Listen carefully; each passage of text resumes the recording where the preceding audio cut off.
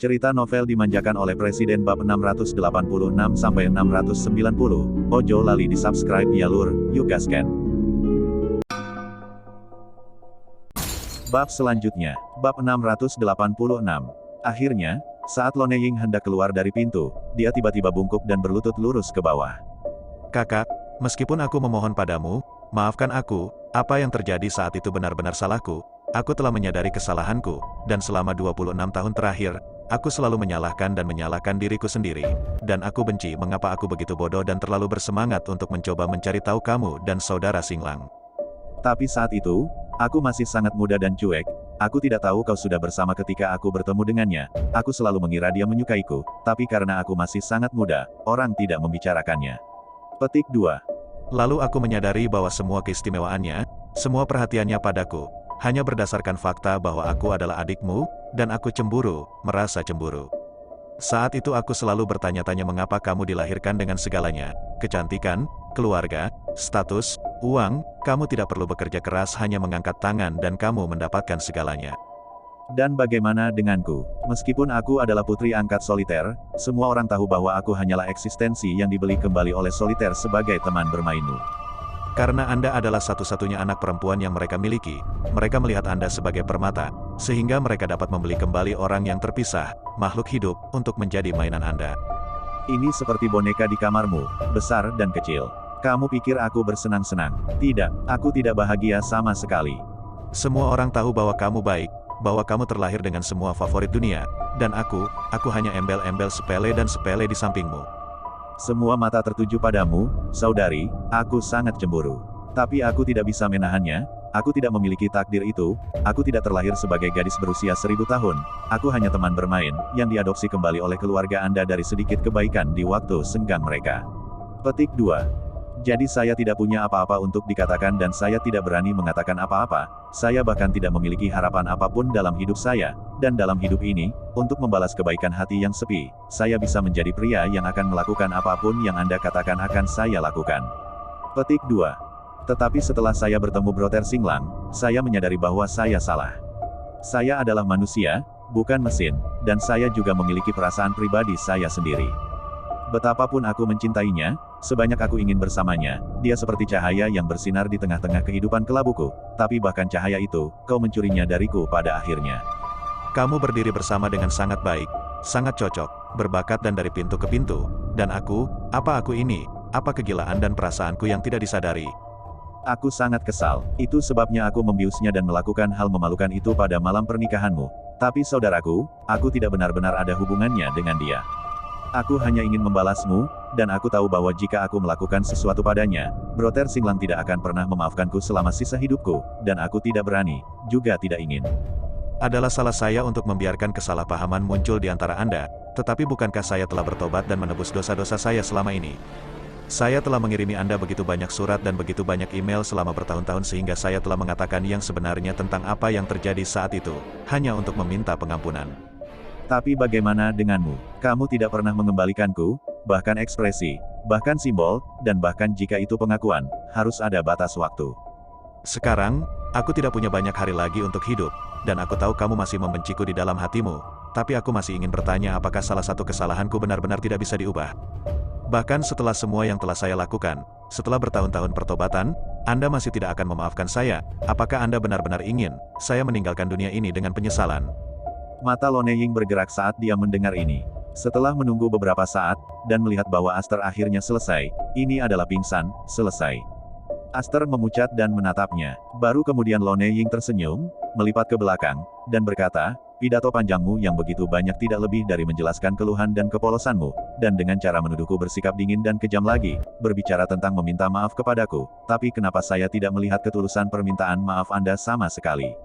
Petik 2. Aster terhenti, menatapnya, wajahnya pucat. Aku sudah bilang. Kamu mengatakan kamu salah, tapi apakah itu dihitung? Lone Ying berjalan ke arahnya dan juga berjongkok, sejajar dengannya. Dia memiliki senyum tipis di wajahnya, tetapi matanya tenang dan dingin, tanpa banyak emosi atau bahkan sedikit ejekan. Anda mengatakan Anda salah saat membuat daftar beberapa hal yang keluarga kami telah memperlakukan Anda dengan kasar, tetapi pada akhirnya, Anda bahkan tidak dapat menyebutkan insiden atau bukti substantif yang sama untuk apa yang disebut perlakuan kasar. Anda bilang keluarga kami mengadopsi Anda kembali kepada kami sebagai tidak lebih dari mainan untuk perusahaan, tapi apakah Anda pernah melihat perusahaan manapun di dunia mengenakan busana desainer kelas atas? Pernahkah Anda melihat pendamping belajar di luar negeri? Pernahkah Anda melihat pendamping yang secara lisan disebut sebagai nona kedua? Kamu selalu merasa keluarga kesepian kita yang berhutang padamu, tapi kenapa kamu tidak memikirkan kehidupan seperti apa yang kamu jalani sebelum kamu datang ke keluarga kesepian? Kata-kata ceria wanita itu seperti petir yang menghantam hati Su Aster. Dia duduk di sana dengan tercengang di atas lututnya, menatap Lone Ying dengan tidak percaya. Namun, di kepala saya ingat hari-hari yang saya habiskan di panti asuhan bahkan sebelum saya diadopsi oleh satu keluarga. Dia ditinggalkan di depan pintu panti asuhan sebagai seorang anak, dan direktur menjemputnya ketika dia baru berusia di bawah 1 bulan. Saat itu media online belum ada, jadi setelah memposting fotonya di koran dan diiklankan selama sebulan sebelum ada yang datang untuk mengklaimnya, saya biarkan dia tinggal. Nama belakang dekan adalah Su, jadi dia menamainya Aster. Saat itu, kehidupan umumnya tidak baik untuk semua orang, apalagi tempat-tempat seperti panti asuhan. Meskipun dekannya sangat baik, ada begitu banyak anak yatim piatu di panti asuhan sehingga bahkan jika dia berhati-hati, mustahil baginya untuk memperhatikan semua orang. Akibatnya, Aster kecil menjadi makhluk paling kesepian di panti asuhan itu. Jangan berpikir bahwa semua anak di dunia ini lugu dan imut. Dalam lingkungan tersebut, banyak anak yang ditelantarkan oleh orang tuanya lahir dengan kepekaan dan harga diri yang rendah. Mereka tidak hanya tidak cukup imut, tetapi banyak dari mereka, bahkan, akan menjadi lebih gelap karena mereka telah melihat kegelapan dunia ketika mereka masih terlalu muda dan karena itu akan membuat mereka menjadi lebih gelap. Mereka mengeroyok anak-anak lain, menindas anak-anak lain, dan mencuri permen serta pakaiannya di tempat yang tidak bisa dilihat oleh dekan. Bab 687 itu akan menempatkan tikus kecil yang menakutkan dan kecoa di kotak makan siangnya. Itu akan merobek buku kerjanya yang baru ditulis, dan kemudian bersama-sama mereka akan menertawakan kejengkelannya. Terlebih lagi, karena dia sangat muda, anak laki-laki yang lebih tua mulai berkembang dan memiliki rasa kejantanan dan kewanitaan, dan melihatnya sebagai cantik dan baik dan kecil dan tidak menarik. Jadi satu persatu mereka memasukkan cakar mereka ke dalam dirinya. Wajar jika mereka tidak berani melakukan hal yang terlalu berlebihan, lagi pula jika dekan mengetahuinya, mereka akan dihukum. Tetapi mereka akan memaksanya untuk melepaskan pakaiannya, menggosokkannya ke seluruh tubuhnya, dan menggosokkan beberapa benda putih yang menjijikkan padanya. Aster kecil yang bahkan belum berusia 10 tahun mengalami hal yang paling menjijikkan, menyakitkan, dan tergelap di dunia.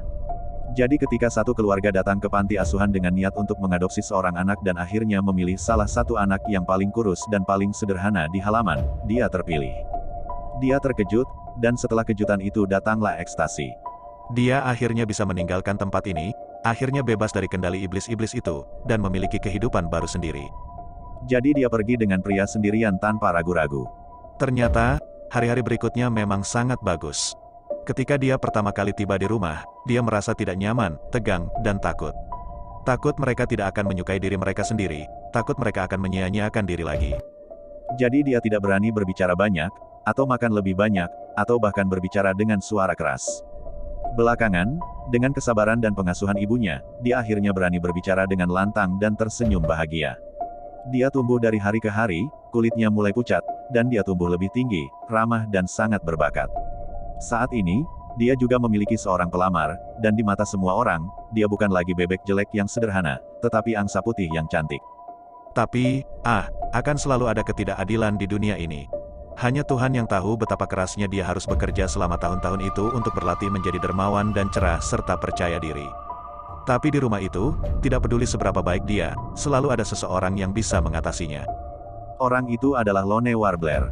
Dia sangat cantik, jadi di luar sana, dia tidak cukup lembut, tetapi banyak orang menyukainya dan berpikir dia pedas dan terus terang. Dia tidak cukup berbakat, tetapi orang-orang berpikir itu tidak masalah. Dia sangat pintar, dan ketika dia mengambil alih bisnis keluarga di masa depan, dia akan tetap lebih baik dari orang lain. Dia bahkan selalu suka melihat orang-orang dengan kepala terangkat tinggi, dan mengarahkan pandangannya keluar dengan sedikit penghinaan yang dihina. Tetapi tidak satupun dari mereka akan mengatakan dia tidak boleh, dan semua orang menerima begitu saja. Semakin banyak dia melakukannya, semakin dia berbaris melawan Aster, yang berdiri di sampingnya, melihat dengan senang hati pada yang lain, semakin dia menjadi penakut dan pengecut. Sama seperti angsa putih yang bahkan lebih cantik, berdiri di depan burung phoenix yang cantik dan mempesona, itu masih akan dibayangi. Sejak saat itu, dia menyadari bahwa dia tidak bisa dibandingkan dengan Lone Warbler. Bahkan jika dia menuangkan pekerjaan hidupnya ke dalamnya, dia tidak akan pernah mencapai ketinggian yang dia capai. Jadi dia menyerah, dia tidak mengejar atau ingin membandingkan, sampai orang itu datang. Itu benar-benar terang dalam hidupnya, bagaimana dia bisa rela kehilangan cahaya yang dengan mudah dia temukan. Saudari yang lebih baik darinya dalam segala hal telah mendapatkan begitu banyak hal di dunia ini, jadi mengapa dia ingin mencuri yang satu ini darinya? Dulu, Aster sangat tidak mengerti. Belakangan, dia seolah-olah mulai memahami sebagian darinya, tetapi dia tahu bahwa kesalahan telah dibuat dan tidak akan pernah bisa dibatalkan. Pikirannya melayang jauh, begitu jauh sehingga seolah-olah dia mengalami kehidupannya lagi di saat-saat yang deras. Bahagia, sedih, bahagia, semua adegan tampak menyatu seperti adegan film. Sampai saat itu, dia tidak menyadarinya. Ternyata entah kenapa sudah lama sekali. Hal-hal yang begitu jauh, begitu lama sehingga seolah-olah telah dialami di kehidupan lampau, dan dianggap telah lama terlupakan. Tapi ternyata, dia tidak pernah lupa, melainkan telah diperbarui selama bertahun-tahun, hanya untuk dilemparkan ke sudut yang tidak jelas di mana dia tidak ingin melihatnya. Aster terdiam. Lone Ying menatapnya dengan tatapan merendahkan, matanya tenang dan acuh tak acuh. Kamu terus mengatakan bahwa kamu dianiaya, tetapi kamu lupa bahwa semua ini tidak pernah dimaksudkan untuk menjadi milikmu sejak awal, dan hari ini kamu mengatakan kepadaku bahwa kamu tahu Anda salah dan memohon maaf. Menurut Anda bagaimana saya akan memaafkan Anda dalam menghadapi ini? Petik 2. Aster Su gemetar dengan keras, seolah-olah ada sesuatu yang dengan lembut dihancurkan di hati saya, dengan tenang, tapi menyakitkan. Setengah lusin kali, dia berhasil berdiri. Saya melihat. Dia berbisik, mengangkat tangannya untuk menghapus air mata dari matanya. Bahkan dalam situasi yang canggung dan memalukan, dia tampaknya mempertahankan keanggunan yang mulia tentang dirinya. Jangan khawatir adik, mulai sekarang, aku tidak akan mengganggumu lagi. Dia hampir tidak tersenyum, seolah mengejek dirinya sendiri, tapi ada kesedihan di dalamnya. Jika tidak ada yang lain, aku akan pergi. Saya berkata, saya akan mundur. Sementara itu, alis Willow Lone Ying tiba-tiba berbicara, tunggu. Langkah kaki Aster mondar-mandir, baru saja melihat Lone Ying melangkah menuju kamar tidur, dan segera, dia keluar dengan sesuatu di tangannya. Satu-satunya hal yang saya lihat adalah tas arsip tebal, dan di dalam tas itu, semua amplop dengan berbagai warna. Wajah Aster menjadi pucat. Lone Ying melemparkan tas itu ke dalam pelukannya dan berkata dengan suara lembut, kamu bisa membawa ini. Dengan jari gemetar, Aster membuka tas dan melihat ke arah amplopnya, menemukan bahwa semuanya telah disegel dan belum dibuka sama sekali. Dia mendongak, tidak berani menatap Lone Ying. Kamu tidak membaca semuanya. Sudah kubilang, aku tidak akan mempercayai siapapun yang mengkhianatiku dalam hidup ini, dan aku tidak akan membaca satupun surat yang telah kamu kirim ke sini selama bertahun-tahun, jadi jangan repot-repot dengan ini lagi. Petik 2. Warna darah di wajah Aster langsung memudar dan pucat pasi. Dia gemetar dengan jari gemetar dan memegang setumpuk surat yang tidak pernah dibuka. Aku tahu, jangan khawatir Kak, aku tidak akan, selamanya. Setelah itu, dia mengambil langkah keras keluar ruangan. Lone Ying terus melihatnya keluar sampai orang itu benar-benar keluar dari pintu, dan baru kemudian penampilannya terlihat tenang. Dia menunduk sedikit, tidak tahu harus berpikir apa, dan tersenyum pada dirinya sendiri. Saya tidak akan bisa berbuat apa-apa, tapi saya bisa melakukan sesuatu tentang itu. Tapi apa lagi yang bisa kita lakukan? Apakah kita sudah selesai dengan ini? Bab 688. Bahkan jika luka lama itu sembuh, bekas luka itu masih ada, dan bahkan jika Anda memaafkan, apakah hati Anda setuju? Apakah Anda benar-benar berpikir bahwa dua orang dapat kembali ke keadaan semula setelah apa yang terjadi? Lone Ying menghela nafas dan berhenti memikirkannya, dan setelah mengemasi barang-barangnya, dia menuju ke kamar rumah sakit Feng Xinglang. Dan sekarang, sisi lain, penjahit Feng menerima undangan dari seorang teman, dan memiliki permainan untuk ditonton di bar malam ini. Sejak memiliki Evelyn, dia jarang keluar lagi, dan biasanya jika dia ada waktu luang, dia lebih sering berada di rumah atau mengunjungi shift Evelyn di lokasi syuting. Mereka memiliki romansa bawah tanah yang hebat dan hari ini adalah pertama kalinya dia diundang sejak pernikahan mereka.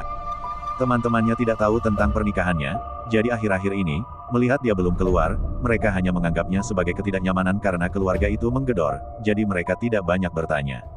Sebelum penjahit Feng pergi ke pengangkatannya, dia juga menelepon Evelyn, yang sedang syuting di lokasi syuting, untuk melaporkan situasinya. Secara alami, Evelyn tidak punya pendapat, dia tidak terlalu suka mengendalikan orang, dan tidak berpikir ada yang salah dengan itu, dan meskipun penjahit Feng dulunya adalah pengembara yang berbunga-bunga, dia tahu bahwa dia pada dasarnya tidak seperti itu. Selain itu, ada beberapa hal yang tidak dapat Anda pertahankan bahkan jika Anda menginginkannya, jadi Anda sebaiknya tidak mempertahankannya. Jadi, dengan sikap yang sangat murah hati, dia hanya setuju. Pukul 9 malam saat penjahit Feng tiba di bar. Setelah bekerja lembur, saya datang setelah makan malam. Sudah larut malam untuk tempat lain pada jam seperti ini, tetapi lebih awal untuk tempat seperti bar. Lobi dipenuhi dengan meja-meja orang, dan dia digiring ke box VIP oleh pelayan, dan begitu dia membuka pintu, ledakan musik menghantamnya. Oh leluhurku tersayang, akhirnya kamu datang. Seseorang segera mengantarnya, dan kami terhubung, dengan cepat menjadi bagian dari pesta yang meriah. Dan sementara itu, kotak berikutnya, Winnie juga minum dengan sekelompok orang. Kelompok orang ini, tidak ada yang domestik, beberapa berambut pirang, beberapa berjanggut Vietnam Selatan, dan semuanya tampak agak kasar dan mineral. Kebanyakan dari mereka memiliki tato di lengan mereka, beberapa di antaranya, dan bekas luka di wajah mereka. Berbicara dan minum dengan gaya kasar yang sama, gaya berani, dan ada beberapa orang lain di rumah itu menghisap rokok besar. Seluruh kompartemennya sangat berasap, bahkan udaranya menjadi sedikit berasap karena asapnya. Orang-orang ini memiliki gaya yang sangat berbeda dari Winnie, jadi ketika dia muncul di sini, pasti sedikit canggung. Tetapi melihat cara orang-orang ini memperlakukannya, dan seolah-olah mereka sudah mengenal satu sama lain, tidak ada masalah komunikasi sama sekali. Menang, seorang pria berjanggut tiba-tiba menepuk pundaknya dan bertanya, bagaimana terakhir kali Anda mengatakan bahwa Anda akan kembali ke China untuk suatu keperluan? Wen Wenjun menatapnya, jelas kedua pria itu jauh lebih lemah dibandingkan satu sama lain. Tetapi untuk beberapa alasan, hanya dengan satu pandangan itu, sepertinya dia sedikit lebih tinggi. Namun, kekuatan pria berjanggut itu tidak lemah. Dia merokok dan tidak terburu-buru menjawab, tetapi setelah menghabiskan sebatang rokok, dia membukanya di asbak sebelum berkata, selesai. Pria berjanggut itu awalnya melihat wajahnya dan membenturkan jantungnya. Sekarang setelah melihatnya menjawab, dia lega dan tersenyum lagi. Selesaikan saja, itu hal yang baik bukan? Kamu harus bahagia. Mengapa kamu terlihat, sekarang, tidak terlalu bahagia? Pria berjanggut itu adalah orang asing dan tidak bisa berbahasa Mandarin dengan baik. Oke, jadi beberapa kata tidak adil. Wen Wenjun mengunyah kata, baik. Senyum setengah dan cekikikan. Ya, itu memang bagus. Saya khawatir hanya ada satu orang di dunia ini yang sebodoh dirinya, melakukan hal-hal baik selama bertahun-tahun. Hanya memikirkan wajah berlapis coklat Suaster, Wen Wenjun hanya bermasalah. Mengambil gelas anggur di atas meja dan menjatuhkannya kembali. Beard tidak mengerti apa yang dia pikirkan, tetapi siapapun yang memiliki mata dapat melihat bahwa dia sedang dalam suasana hati yang buruk. Di sebelahnya, yang lain melihat situasinya. Ada dua pria pirang yang saling memandang, membisikkan sesuatu, dan kemudian, datang dengan gelas anggur. Hei, kenapa kamu minum sendirian? Apa kamu ingin kami memanggilmu gadis cantik untuk menemanimu? Mereka semua berbicara bahasa Mandarin, tetapi Anda bisa tahu dari aksennya bahwa bahasa Mandarin itu tidak terlalu bagus. Winnie menatapnya dan menggelengkan kepalanya. Tidak dibutuhkan. Menang? Ayo, ada pepatah lama di negaramu, tidak ada rumput di ujung bumi, jadi mengapa mencintai bunga dengan bertepuk sebelah tangan? Petik 2. Dia tertawa hip-hop dan meletakkan tangannya di bahu Wen Wenjun, terus menasihati, pria, keluar untuk bersenang-senang adalah menjadi bahagia, ada begitu banyak wanita cantik di negara Anda di China, mengapa minggat di sini untuk itu satu, bukan begitu? Petik 2. Pria itu membungkuk dengan aroma parfum murah dari wanita yang kuat. Winnie mengerutkan kening dan menyerah dengan ketidaksenangan bawah sadar. Dia berkata dengan dingin, tidak, kalian minum, aku akan keluar mencari udara segar. Setelah itu, dia bangkit dan berjalan keluar. Pria pirang itu melemparkan wajah dingin ke arahnya, mula-mula menjadi kaku, lalu wajahnya merosot. Di belakang kepergian Win, dia memberi isyarat untuk berdiri, tetapi ditekan oleh pria di sebelahnya. Pria itu menggelengkan kepalanya dalam diam ke arahnya, dan baru kemudian dia menekan amarahnya dan membiarkan Winston pergi. Wen tidak pergi jauh, tapi berdiri di lorong tepat di luar kotak. Faktanya, udara di dalam kompartemen buruk, dan udara di sini tidak jauh lebih baik daripada di dalam. Tempat-tempat seperti ini terdengar dan kotor, dan secara umum berantakan. Dengan tangan di pagar, dia melihat gadis-gadis panas dan energi menari di atas panggung di bawah, tapi tidak ada lembah cinta yang terutang di matanya. Hanya ada sikap apatis dan kebencian yang tak ada habisnya. Mengapa? Mengapa? Dia tidak mengerti mengapa, setelah semua pekerjaan yang dia lakukan, setelah bertahun-tahun dia memeluknya, pada akhirnya dia masih kurang penting daripada orang di hatinya. Dia mengira dia memiliki perasaan yang dalam untuk dirinya sendiri bahkan jika dia tidak menyukai dirinya sendiri. Dia tidak peduli apakah dia masih mencintai Feng Xinglang atau tidak, mungkin posisi itu, tidak akan pernah bisa digantikan, itu penyebab dia datang terlambat, akunya. Tapi dia tidak peduli, di dalam hatinya, selain Feng Xinglang, sebenarnya ada orang lain yang lebih penting darinya. Jadi pada akhirnya, apa sebenarnya dia baginya? Memikirkan hal ini, Wen Wen tersenyum pada dirinya sendiri. Saat itu, seorang wanita seksi dan berpakaian minim terhuyung-huyung. Dia sepertinya terlalu banyak minum dan berjalan dengan goyah.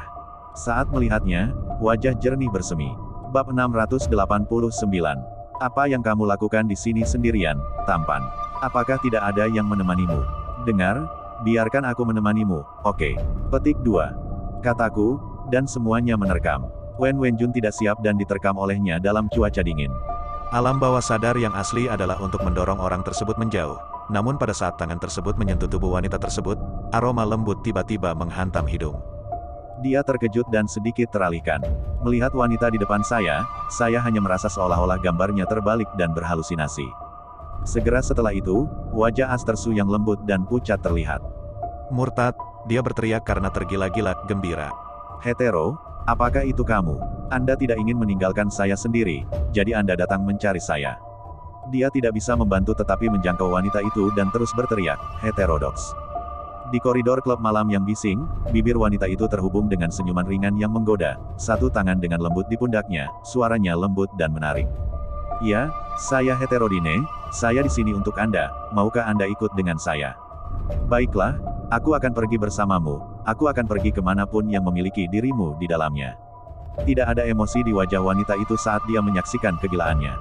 Hanya ada perhitungan dan ketidakpedulian yang tak ada habisnya. Saat itu pukul 1 tengah malam ketika Wen bangun lagi. Dia terbangun oleh percikan air dingin. Ketika saya membuka mata, saya melihat cahaya terang di depan saya. Dia menutup matanya dengan sedikit ketidaknyamanan, dan kemudian membukanya lagi untuk melihat bahwa ini adalah villa yang didekorasi dengan mewah. Dan dia sekarang duduk di ruang tamu villa, semuanya diikat dengan tali.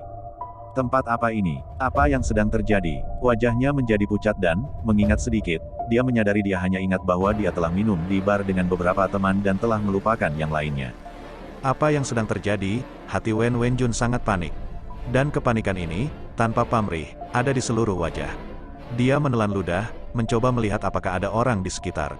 Tapi kepalanya berputar dan melihat sekeliling dalam lingkaran besar, dia menyadari bahwa semuanya tenang dan tidak ada orang lain di sana selain dia. Wen bukanlah pria atau wanita baik dalam bentuk apapun, jadi sesuatu seperti diculik tidak akan membuatnya takut. Apa yang benar-benar membuatnya takut adalah hal yang tidak diketahui. Itu tidak mengetahui siapa yang menculiknya, apalagi mereka punya agenda. Itu seperti jaring raksasa tak terlihat yang begitu berat sehingga dia bahkan tidak tahu di mana terobosannya. Wen tidak suka merasa seperti ini, jadi dia tidak bisa membantu tetapi berteriak. Ada orang di sana, namun, satu-satunya hal yang menanggapinya adalah gema hampa.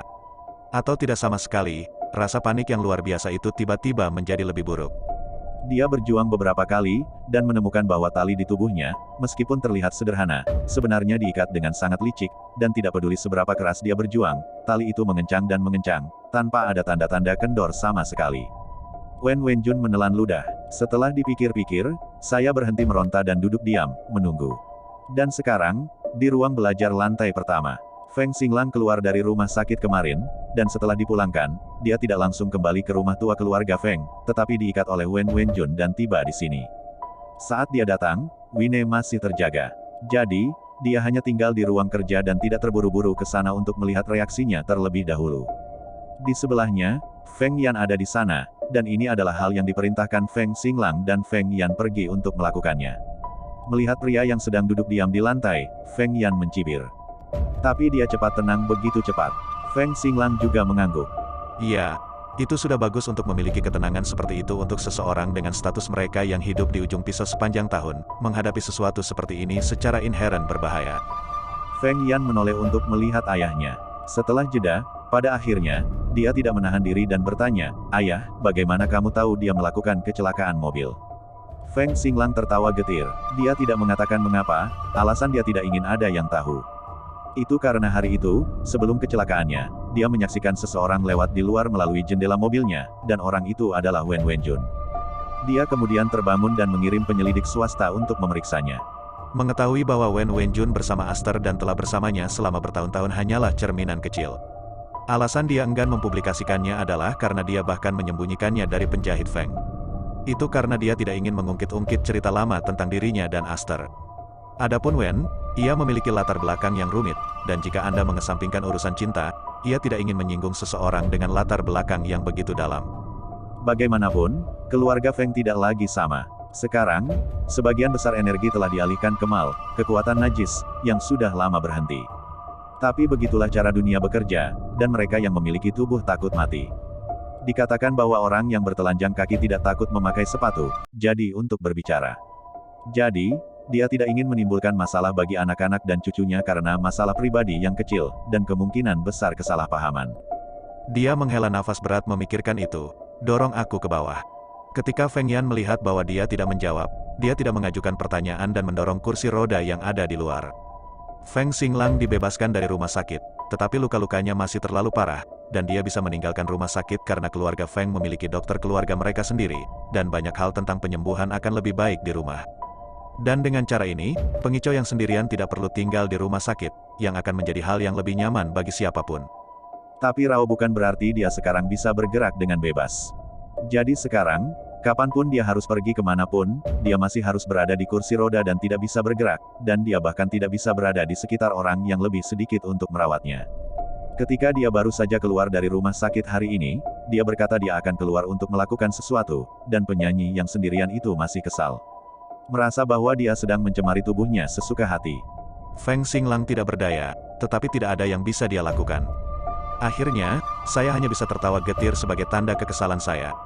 Feng Yan mendorongnya ke bawah, dan segera, keduanya menarik perhatian Wen Wen. Ketika dia melihat itu adalah mereka, Wen Wen juga terguncang dengan keras dan sangat terkejut. Apakah itu kamu? Dibandingkan dengan keterkejutan dan kekecewaannya, Feng Xinglang jauh lebih murah hati. Dia bahkan memiliki senyum lembut di wajahnya dan berkata, "Mermenang, lama tidak bertemu." Petik 2. Wajah Wen Wenjun menjadi pucat, mendengus setengah hati dan meremehkan. "Untuk apa kau mengikatku di sini? Dan apa artinya itu?" Aku berkata, dan mengangkat tanganku untuk menunjukkan tali yang diikat ke tanganku. Bab 690. Feng Xinglang tersenyum, "Maaf harus menggunakan cara yang tidak sopan untuk mengundang Tuan Wen untuk datang, tetapi itu juga karena dengan cara lain, saya khawatir Tuan Wen tidak akan datang, dan bahkan jika dia melakukannya, dia tidak akan mengakui apa yang telah Anda lakukan, jadi Feng Mo tidak punya pilihan selain melakukan ini. Jika saya telah menyinggung Anda, mohon maafkan saya Tuan Wen." Petik 2. Wajah Wen Wenjun bergeser lagi, tetapi kenyataannya, dia mungkin sudah menebak apa yang ingin dia katakan. Tapi mulut tidak mau mengakuinya. Dia mencibir, "Merfeng berbicara lucu, apa yang harus saya akui di depan Anda? Apakah Anda menindas saya karena saya baru saja kembali ke negara, jadi Anda menggunakan ini untuk mempermalukan saya?" Feng Xinglang, meskipun keluarga Feng Anda memiliki akar yang dalam di China, saya, Wen Wenjun, bukan vegetarian, jadi sebaiknya Anda membebaskan saya sekarang. Tidak perlu terburu-buru, Tuan Win. Kali ini, orang yang berbicara adalah Feng Yan. Saya melihatnya merasakan foto dari dadanya dan menyerahkannya kepada Wen Wenjun. "Bagaimana kalau Tuan Win lihatlah gambar itu dan lihat apakah Anda mengenali pria dalam gambar itu, dan kita akan membicarakan tentang apa yang terjadi selanjutnya."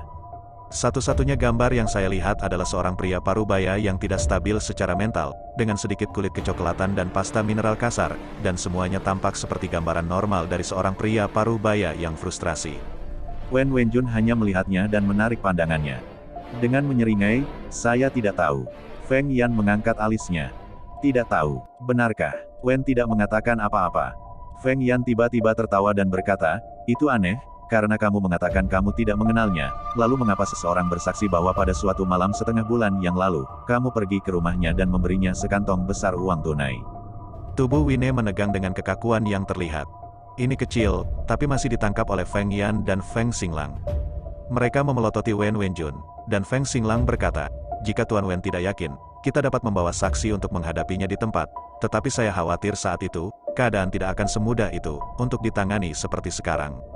Lagi pula, orang-orang membantu kami, dan karena kami membiarkanmu melihat wajahnya, secara alami kami tidak dapat memiliki masalah lagi di belakangnya, jadi untuk amannya." "Apa yang kamu inginkan?" Wen Wenjun tiba-tiba angkat bicara, memotongnya. Wajahnya yang awalnya lembut dan elegan sekarang menunjukkan seringai yang langka.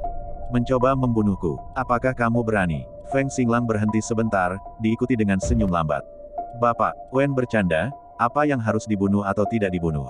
Kami adalah pengusaha yang serius dan tidak pernah melakukan darah seperti ini di tangan kami." Petik 2. Wen Wenjun tersedak kata-katanya dan hampir tidak tertawa. Pengusaha, seorang pebisnis akan membius seseorang dan mengikat mereka secara pribadi di tempat seperti ini. Siapa yang kamu bodohi? Feng Xinglang mengangguk sedikit. Yah, ada baiknya kamu tahu kami membodohimu. Wen Wenjun, dan ini bukan hari yang baik untuk berbicara. Suasana di ruang tamu agak canggung, tetapi Feng Xinglang tidak terburu-buru dan hanya duduk diam menunggu. Feng Yan bahkan mendapatkan secangkir teh untuknya dari suatu tempat, dan Feng Xinglang menyesapnya 2 kali, berpikir bahwa teh itu buruk dan tidak menginginkannya. Bapak, Win bisa saja menunggu jika dia tidak berpikir untuk memberitahu kami, tetapi Anda tahu, saya masih terluka dan saya tidak bisa menunggu terlalu lama. Ini adalah rumah istri saya, dan lelaki itu memiliki hobi terbesar setiap hari hidupnya, yaitu untuk memeriksa kekayaan rumahnya dan sebagainya, dan dia mungkin datang suatu saat. Petik 2. Aku tidak ingin membuatnya khawatir, dan aku tidak ingin menyerahkannya pada Nona Sue, jadi aku pasti akan memberikan solusi untuk ini sebelum dia datang ke sini, jadi Tuan Win. Dia berhenti lagi, tapi kali ini nadanya lebih keras. Kamu harus memikirkan itu. Wajah Wen Wenjun berubah ketika dia mendengar kata-kata Nona Su. Dia menatap Feng Xinglang dengan tatapan mematikan dan bertanya, bahkan jika aku mengakuinya, terus kenapa kamu membunuh dan tidak berani membunuhku? Apakah kamu benar-benar ingin menyerahkanku ke polisi? Feng Xinglang mengangkat alisnya dan tersenyum, bercanda, sudah kubilang, aku seorang pengusaha. Wen mengerutkan kening, tidak begitu mengerti apa yang dia maksud. Takut ayahnya akan lelah berbicara terlalu banyak, Feng Yan berinisiatif menjelaskan, Tuan, Wen memiliki beberapa properti bagus di China yang menurut ayah saya dan saya cukup bagus, jadi jika Tuan Wen bersedia memotong giginya, maka kami tidak akan melanjutkan masalah ini lebih jauh. Wen Wenjun terkejut sesaat, seolah-olah dia tidak bisa mempercayai apa yang dia dengar, dia masih menatap mereka dengan tercengang. Feng Xinglang merasa malu dan batuk ringan, bagaimanapun, ini masih pertama kalinya melakukan pemerasan dan pemerasan semacam ini, dan itu sedikit banyak memalukan. Feng Yan malah melakukannya tanpa tersipu atau terengah-engah. Ngomong-ngomong, kata ayahku, masalah ini seharusnya tidak membuat keributan besar, benar-benar menyinggung kekuatan jahat hitam itu, yang paling bisa kita lakukan adalah bertarung sampai mati, tidak ada yang bisa mendapatkan keuntungan. Dia sudah tua sekarang, dan sudah lama pergi sebagai pahlawan seperti ketika dia masih muda. Ketahuilah bahwa ada saat-saat di dunia ini ketika tidak ada keadilan yang nyata di dunia ini. Semuanya hanya tentang berangkat dengan hati Anda dan memberi pandangan ganda kepada semua orang. Itulah mengapa Feng Xinglang melakukan kompromi seperti itu. Itu dikatakan hanya beberapa properti, tetapi pada kenyataannya, Wine tahu apa yang dia maksud, dia menginginkan semua kekuatan dan kekayaan Wine di negara tersebut. Setelah mengambil ini, itu seperti mengusir pria, Wen Wenjun, dari negara itu sama sekali, tidak akan pernah kembali lagi. Wen Wenjun secara alami mengerti apa yang dia maksud, dan itulah sebabnya dia mengertakkan giginya begitu keras sehingga dia tidak setuju untuk berbicara setengah lusin kali. Feng Yan tersenyum, Tuan, Wen punya waktu setengah jam untuk memikirkannya, jika Anda belum setuju setelah setengah jam, maka saya minta maaf, kita hanya punya urusan untuk dilakukan dalam masalah ini. Setelah mengatakan itu, dia membungkuk kepada Feng Xinglang dan berkata, biarkan aku mendorongmu untuk lebih banyak istirahat. Tubuh Feng Xinglang belum pulih sepenuhnya, dan setelah berbicara dengannya begitu lama, dia juga merasa lelah. Jadi, tanpa menolak, dia mengangguk dan membiarkan dirinya didorong ke dalam ruangan. Selama setengah jam terakhir, Wine duduk di lantai ruang tamu, tidak berbicara atau memperhatikannya. Dia sedikit menundukkan kepalanya, jadi bahkan dari pengawasan sementara yang dipasang di ruang tamu, dia tidak bisa melihat ekspresi wajahnya. Tetapi Feng Xinglang dan Feng Yan juga tidak ingin melihatnya, tidak peduli ekspresi apa yang dia miliki di wajahnya dan betapa tertekannya dia di dalam hatinya, dia harus memberikan uang ini dan bisnis itu juga. Bagaimanapun, dia adalah kepala keluarga Feng saat ini, dan luka yang dideritanya bukan sia-sia, dan 2 kehidupan yang masih hidup. Pengemudi truk tidak perlu mengatakan, itu salahnya sendiri, tetapi pengemudi yang telah mengemudi untuk Feng Xinglang, tetapi dia benar-benar membiarkannya menyesali tangan.